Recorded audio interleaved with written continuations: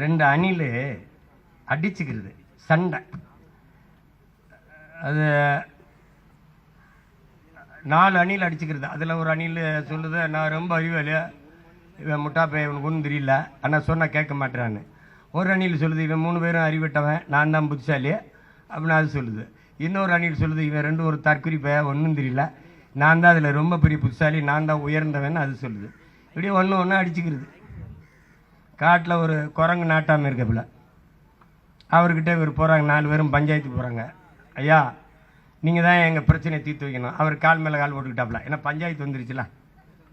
என்ன ஐயா, நான் என்ன சொன்னாலும் கேட்க மாட்டேன், ஐயா இவன் ஒன்றும் தெரியாத பைத்தியக்காரங்களா இருக்காங்க, அறிவில்லாதவனாக இருக்காங்க.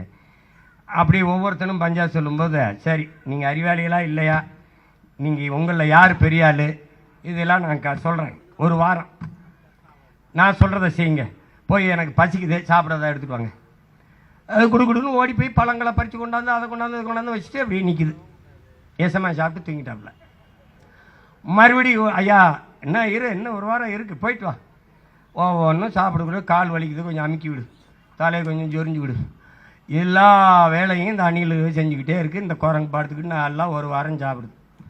சாப்பிட்டு இன்றைக்கி ஒரு வாரம் முடியுது, ஐயா திருப்பி சொல்ல போகிறாருன்னா ஏசமாக வர்றாரு. அப்படி வந்து அப்படி உட்காந்துருக்காப்புல. இது 2 இந்த 4 நம்ம இப்போ உட்காந்துருக்கோம்ல அதே மாதிரி உட்காந்துருக்கு. அவர் சொல்கிறார், என்ன சமான்னு, நீங்கள் 4 பேருமே போயிட்டு கிடப்பில்லையா, நான் தான் பெரிய ஆள் உங்கள் 4 பேரையும் விட, எப்படி சொல்றியா அப்படின்னு. ஒரு வேலையும் செய்யாமல் உங்கள் 4 பேரையும் உழைக்க வச்சு உட்காந்து சாப்பிட்டுக்கிட்டே இருந்தேன்லடா. டேய், நான் தான்டா பெரிய. இப்படித்தான் நம்மெல்லாம் தீரான் தமிழம் பூரா. இந்த பஞ்சாயத்து பண்ணுற குரங்கு இருப்பார், குரங்கு நல்லா உட்காந்த இடத்துல சாப்பிட்டுக்கிட்டே, இனிமேலாவது ஏதாவது விழிப்புணர்வு பெற்று எழுறதுக்கு பாருங்க, புரியுதா? இந்த சட்டத்தை எல்லாம் திரும்ப பெறுவாங்க, திருத்துவாங்கன்னு நம்பிக்கை இல்லை. ஆனால் இந்த அதிகாரம் நம்ம கைக்கு வந்துச்சுன்னா அது செயல்படாது. அவ்வளோதான் நம்ம செய்ய முடியும். அம்மா மம்தா சொன்னதை நம்ம சொல்ல முடியுமா? முடியாதா? முடியும். அவ்வளோதான்.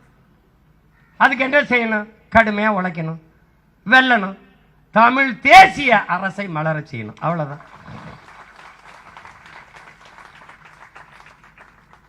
அதுக்காக வக்பு வாரியத்தில் ஏமாற்றுது, இஸ்லாமிய சிறை கைதியில் ஏமாற்றுது, தேர்தல் வாய்ப்பில் ஏமாற்றுது. அவ்வளவு பெரிய இடங்களை வைத்திருந்தது, 60-70 இடங்களுக்கு மேலே வைத்திருந்தார் தாத்தா காகிதம் இல்லத்தவர்கள். இன்னைக்கு ஒரு இடம், அதுவும் தனிச்சு நிற்க முடியாது, உதயசூரியன்லேயே நிற்கணும். அந்த நிலைக்கு தேய்த்து தேய்த்து குரலற்ற, அரசியல் வலிமையற்ற அடிமை மக்களாக மாற்றி நிறுத்தியது திராவிட முன்னேற்ற கழகம் என்பதை அறிவார்ந்த தமிழ் சமூக மக்கள் புரிந்து கொண்டு இந்த அரசியலை அணுகணும்.